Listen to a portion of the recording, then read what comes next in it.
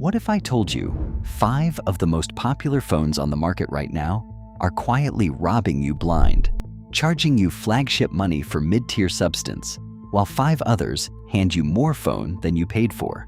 No tiers, no tactics. 10 specific phones.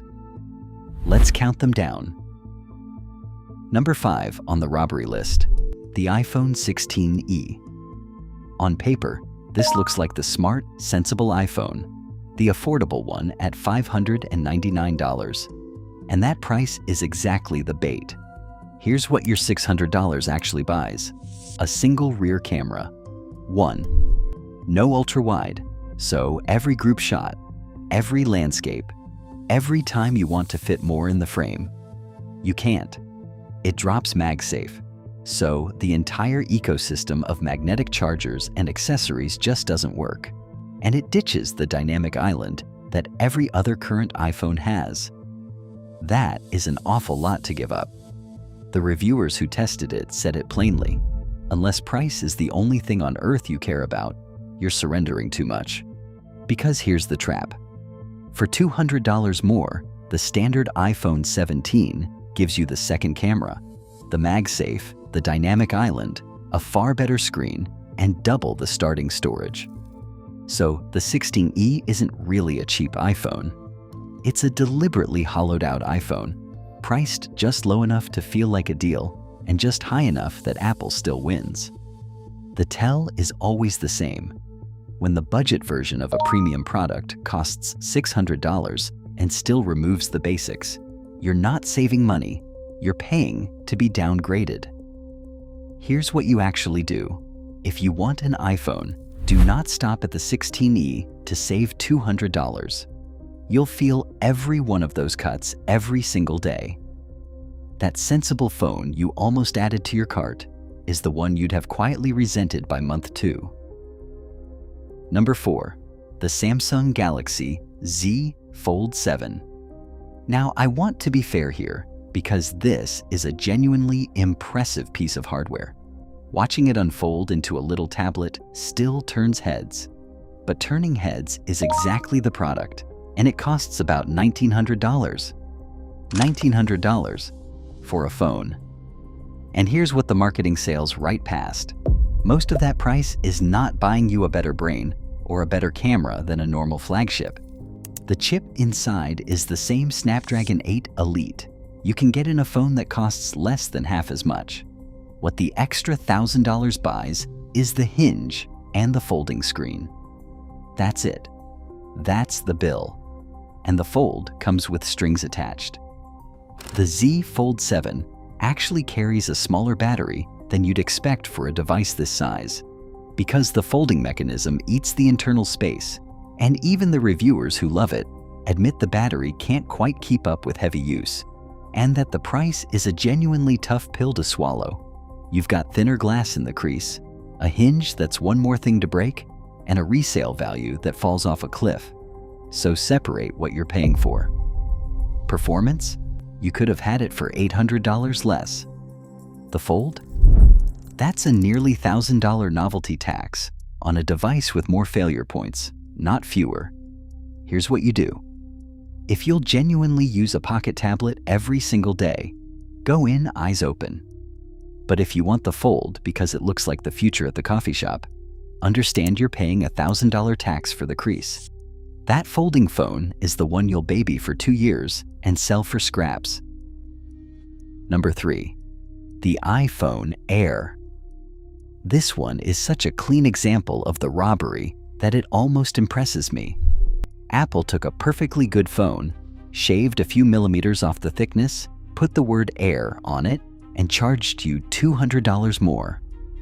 The iPhone Air launched at $999, a full $200 over the standard iPhone 17. And for that extra $200, you do not get a better phone. You get a worse one in the ways that count. Thinner means a smaller battery. Thinner means fewer cameras. Every reviewer who picked it up landed in the same place. The Air won't suit most people's needs. Sit with that. You are paying a premium to remove things. Less battery, less camera, less phone, And the removal is the upsell. This is the oldest trick in hardware. Sell the constraint as luxury. Make thinness feel exclusive, so nobody stops to ask why the exclusive version does less than the cheaper one sitting right next to it. The battery tests confirm it every time. The slim phone taps out earlier than the standard model it costs more than. Here's what you do. If a phone's headline feature is how thin it is, that's your signal to walk. Buy the standard iPhone 17, keep the $200, and enjoy the bigger battery and the extra camera. The Air you almost bought to look sleek at dinner is the one that dies before dinner's over. Number 2. The Samsung Galaxy S26 Ultra. Here's where the robbery goes premium, and where it's engineered for exactly the person watching a video like this, the one who wants the best. The Galaxy S26 Ultra starts at $1,299. And it is a spectacular phone. Nobody's disputing that. The Snapdragon 8 Elite Gen 5, tuned for Galaxy, is one of the fastest chips ever put in a phone, posting benchmark scores over 11,000. But here's the question. The price tag is betting you won't ask. How much of that are you actually going to feel? Because sitting right next to it is the base Galaxy S26 with the same class of chip, the same gorgeous screen, the same fast software for hundreds of dollars less. What that extra $500-ish really buys you is a bigger zoom lens and a slightly larger screen. That's the honest list. The telephoto you'll use may be 11 times a year. The core experience, the app that opens, the photo of your kid in decent light, the speed, is nearly identical. That's the Ultra tax. You're paying a $500 premium for specs that win arguments online and change absolutely nothing about your actual Tuesday. Here's what you do. If you love Samsung, buy the base Galaxy S26, which, spoiler, shows up later on the worth it half of this list. Skip the Ultra. You keep $500, and I promise you cannot feel the difference doing the things you actually do. That Ultra you're about to justify to yourself is the upsell they built specifically for you. Number 1 on the robbery list, and millions of you are about to buy it. The iPhone 17 Pro Max. This is the biggest dollar robbery on the list because it's the most respectable one. Nobody feels ripped off buying the best iPhone. That's the genius of it. The iPhone 17 Pro Max starts at $1,199, and it climbs from there the second you touch the storage options. And look, it's a phenomenal phone. But now do the thing Apple is hoping you won't? Put it next to the standard iPhone 17 at $799 and ask what the extra $400+ actually gets you. A bigger screen, a telephoto lens, a bit more battery. That's the real list. Because here's the detail almost nobody knows. The A19 chip in the cheap iPhone 17 posts better benchmark scores than most Android flagships on the market. And it's already fast enough that you will never, in normal use, feel a gap between it and the Pro Max. You are paying $400+ for zoom and screen size, and then telling yourself it was about performance. That's the whole trick. The Pro Max isn't a scam because it's a bad phone. It's a robbery because 90% of the people buying it would be equally happy with the phone that costs hundreds less, and Apple has spent billions making sure they never realize it. Here's what you do. Unless you are a working photographer or videographer who genuinely lives on that zoom lens, buy the standard iPhone 17 and keep the $400. The Pro Max glowing in the store display is the single most expensive way to buy an experience you could have had for less. And speaking of the standard iPhone 17, that's the perfect place to flip this list around because it's number 5 on the phones actually worth your money. Number 5 on the worth it list. The standard iPhone 17, I just spent 5 minutes explaining how Apple robs you, and it's only fair I tell you where Apple gets it exactly right, because they do, with this one specific phone. The standard iPhone 17 starts at $799, and here's what makes it a genuine value instead of a status tax. It runs the A19 chip, and this is the part that's almost unfair. The chip beats most Android phones running the latest top-tier Snapdragon in raw benchmarks. You're getting flagship crushing speed in the cheapest new iPhone, not the $1,200 one. And this year, Apple finally stopped nickel and diming the entry point. Base storage doubled to 256 gigabytes. You get the smooth 120 Hz screen that used to be locked behind the Pro models. And iPhones quietly earn 6 to 7 years of software support, which keeps this thing current into the early 2030s. So the value math is clean. Nearly the same real-world speed as the $1,100 Pro Max. The same years of updates, hundreds of dollars cheaper. Every meaningful thing the Pro Max robbery was selling you, this phone already delivers. Here's what you do. If you want an iPhone, buy this one and ignore the 3 pricier models staring at you from the same shelf. The standard 17 is the phone your Pro Max buying friend paid $400 more to basically match. Number 4. The Samsung Galaxy A37 5G. Remember the robbery at number 5? The hollowed-out phone at a not cheap price? This is the exact opposite, and it's why it earns a spot here. The Galaxy A37 5G comes in around $450.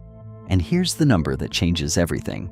Samsung now gives even its mid-range A series 6 years of software support.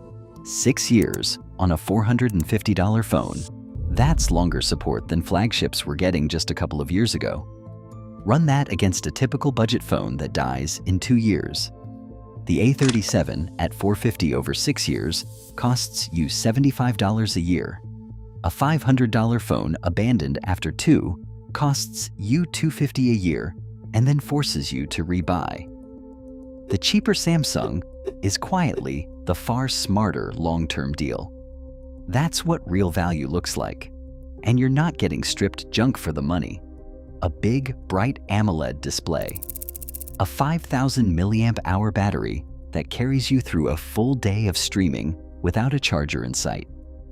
Clean, long-supported software. For most people, this phone does genuinely everything they need and then keeps doing it for the better part of a decade. If you're starting to see the pattern here, that the phones marketed to you the hardest are almost never the ones actually worth your money. Do me a quick favor and smash that like button and subscribe. Number 3. The Motorola Edge 60 Fusion. This is the budget champion, and it's the phone that proves you do not need to spend flagship money to get a genuinely good phone. The Edge 60 Fusion has been called the best phone you can get for around $200, and once you use it, you understand why. A durable, curved build that feels far more expensive than it is. An excellent OLED screen that's bright, sharp, and a joy to watch anything on. A chipset that's genuinely fine for real daily life, including messaging, browsing, streaming, and social media. And a camera kit that punches well above its price. If you want even more battery, Motorola's G Power line gives you a phone with a 5,000 plus milliamp hour cell for around $300 that simply refuses to die. Now, I'm going to be straight with you, because that's the whole point of this channel. Motorola's software support at the bottom of the range still trails the leaders. The cheapest models get around 3 years of updates, not 7. So this isn't the buy it and keep it till 2033 pick. That's not what it's for. The Edge 60 Fusion is for the person who needs a real, pleasant, reliable phone and flatly refuses to spend more than $200 or $300. In that lane, nothing touches it. This is the $200 phone that quietly does 90% of what your friend's $1,000 phone does, and it's probably in a display case you walked right past. Number 2. The base Samsung Galaxy S26. If number 4 was Samsung's value in the mid-range, this is Samsung's value at the very top, and it's the direct answer to the S26 Ultra robbery. The base Galaxy S26 gives you the same class of Snapdragon 8 Elite Gen 5 chip as the Ultra, the same stunning screen, the same fast, polished software for hundreds of dollars less than that $1,299 Ultra. You skip the giant zoom lens and the extra inch of screen that the robbery charged a $500 premium for. Everything you'll actually feel, you keep. And here's the piece that seals it: 7 years. Samsung guarantees 7 years of Android and security updates on its S-series flagships now, matching the very best in the industry. So, this isn't a phone you replace in 2 years. It's a phone you buy once and keep until the early 2030s. Run the cost per year on that. A flagship you own for 7 years is dramatically cheaper every single year than the affordable phone you replace 3 times in the same stretch. The base Galaxy S26 is the flagship that quietly refuses to become the robbery. And it's the phone your ultra-toting coworker paid $500 more to essentially match. And number 1, the single best value in phones right now: the Google Pixel 10a. If you take one phone away from this entire video, take this one, because the Pixel 10a is the closest thing to an anti-robbery on the market. Start with the price, around $500. Now here's the number that should stop you. Cold, it gets 7 years of software updates. The same industry-leading commitment as phones costing more than twice as much. A $500 phone, Google will keep current all the way into 2033. That is a 7-year phone at a 2-year phone's price. Then the camera. Pixel has quietly held the crown for the best point-and-shoot photography of any phone. You pull it out, press the button, and the shot is just right, every time, with basically zero effort. And it runs the cleanest, fastest, least cluttered version of Android there is, straight from the company that builds Android itself. Now, the honest catch, because you know by now I always give you the catch. The Pixel 10a's Tensor chip is not the fastest silicon around. On a raw benchmark, it trails the top Snapdragons and Apple's A series. But here's why that doesn't matter for you. It is more than fast enough for everything a normal person actually does. And you're trading a benchmark number you'll never notice for a camera. You'll use every day in 7 years of support that outlasts almost everything else on this list. That's not a compromise. That's a value phone knowing exactly where to spend your money. That's the whole thesis of this list in a single device. You paid for the phone. Not the logo, not the crease, not the zoom lens you'll never touch. Just the phone, and 7 years of it. The Pixel 10a is the one you almost skipped because nobody marketed it to you hard enough, and it is the best money in the entire category. If you made it all the way to the end of this video, you just did something most phone buyers never do. You looked at the whole board before dropping $800, $1,000, $1,200. That already puts you ahead of nearly everyone standing in that store. Remember, the best phone was never the one with the biggest launch event or the flashiest ad. It's the one still worth having 3 years after everyone forgot it existed.